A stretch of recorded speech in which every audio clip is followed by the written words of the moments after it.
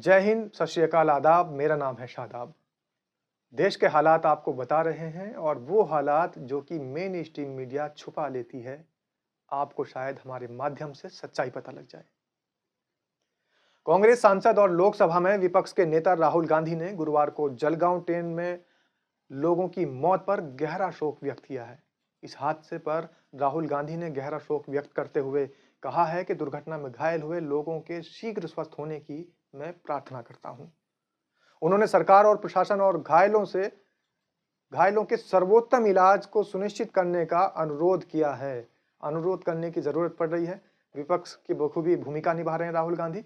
और राहुल गांधी ने social media site x पर लिखा है कि महाराष्ट्र के जलगांव में हुए भीषण ट्रेन हादसे में कई लोगों की मौत और कईयों के घायल होने की खबर बेहद दुखद है और व्यथित करने वाली है। कांग्रेस नेता ने कहा है कि शोकाकुल परिवारों के प्रति गहरी संवेदनाएं व्यक्त करता हूं और घायलों के जल्द स्वस्थ होने की आशा करता हूं।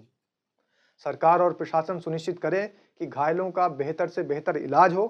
कांग्रेस कार्यकर्ताओं से अनुरोध करता हूं कि राहत और बचाव कार्यों में प्रशासन की मदद करें। आग लगने की अफवाह कैसे फैली और इतना भीषण हादसा कैसे हुआ, इसकी त्वरित जांच होनी चाहिए और दोषियों को सख्त से सख्त सजा मिलनी चाहिए। महाराष्ट्र के जलगांव में ट्रेन दुर्घटना में मारे गए 13 लोगों में से 4 की पहचान नेपाल के नागरिक के तौर पर हुई है। अधिकारियों ने बृहस्पतिवार को ये जानकारी दी है।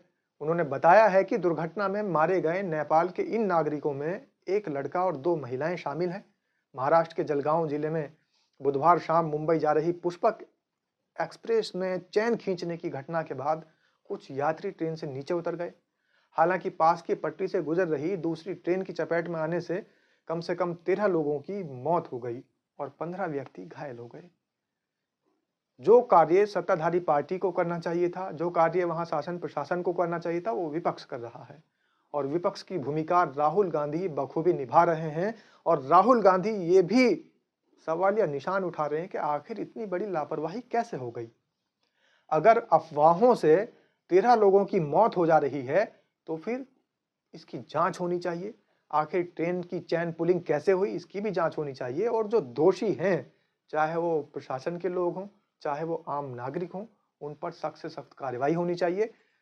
13 लोगों की मौत हुई है और अफवाह फैलने के बाद लोग तितर बितर हो गए, हाहाकार मचा और जान बचाने के लिए तुरंत एकदम ट्रेन से उतर गए, दूसरी साइड से आ रही ट्रेन की चपेट में आ गए और आनन फानन में उनकी मृत्यु हो गई। 4 लोग नेपाल के हैं। लेकिन किसी भी राष्ट्र का हो, किसी भी देश का हो, किसी भी प्रदेश का हो, मानव तो मानव है और राहुल गांधी ने मानवता के लिए आवाज उठाई है। राहुल गांधी ये चाहते हैं कि जिस तरीके से पुष्पक एक्सप्रेस के अंदर यह हादसा हुआ है, ऐसे ही हमारे देश के अंदर भी अफवाहों का बाजार गर्म है। इन अफवाहों को लेकर राहुल गांधी ने इसलिए आवाज उठाई है क्योंकि अफवाह देश के लिए इतनी घातक हो रही है। तमाम अफवाहें उड़ाई जा रही हैं। कभी अफवाह उड़ा दी जाती है कि देश के प्रधानमंत्री विदेशों में दौरा इसलिए कर रहे हैं कि इस देश को विश्व गुरु बनाना चाहते हैं। कभी अफवाहें उड़ाई जाती हैं कि हमारा देश का जो रुपया है वो डॉलर से भी ऊपर उठने वाला है। ये भी अफवाहें उड़ाई जाती हैं। कभी अफवाहें उड़ाई जाती हैं कि हम 2 करोड़ रोजगार देंगे और कभी अफवाहें उड़ाई जाती हैं कि हमने इस देश के अंदर रैपिड रेल, मेट्रो और तमाम मेट्रो सिटीज देने का जो वादा किया था वो जल्द पूरा होने वाला है। तो इनको मात्र एक अफवाह समझा जाएगा। और अफवाह कितनी घातक है, आप लोग इस पुष्पक एक्सप्रेस ट्रेन के हादसे से अंदाजा लगा सकते हैं कि आखिर एक अफवाह ने 13 लोगों की जान को लील लिया और मात्र एक अफवाह से तुरंत एकदम जो यात्री थे वो तितर बितर हो गए और अपनी जान बचाने के लिए हाहाकार मचाते हुए चारों तरफ त्राहिमाम हुआ और वो एकदम से रेल की पटरी पर ट्रेन से उतर गए और दूसरी साइड से आ रही रेल ने उनको कुचल दिया। अफवाह इतनी बड़ी घातक साबित हो सकती है, ये इसका जीता जागता सबूत है। इसलिए सरकार की और सत्ताधारी पार्टी की तमाम अफवाहों से बचें। अफवाह तो ये भी उड़ाई गई थी कि जिस प्रदेश में भी चुनाव हो रहे थे उस प्रदेश में यही कहा जा रहा था कि हम गैस सिलेंडर 500 रुपए का कर देंगे, लेकिन वो एक मात्र अफवाह निकली। तो अफवाहों को ध्यान रखना है और अफवाहों से बचना है।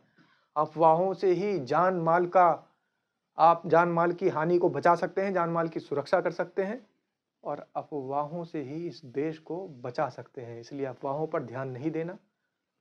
हम भी आपसे जनहित में ये जारी कर रहे हैं और आपसे निवेदन करते हैं कि अफवाहों पर ध्यान ना दें, अफवाहों से बचें और देश के संविधान में अपनी श्रद्धा रखें। धन्यवाद।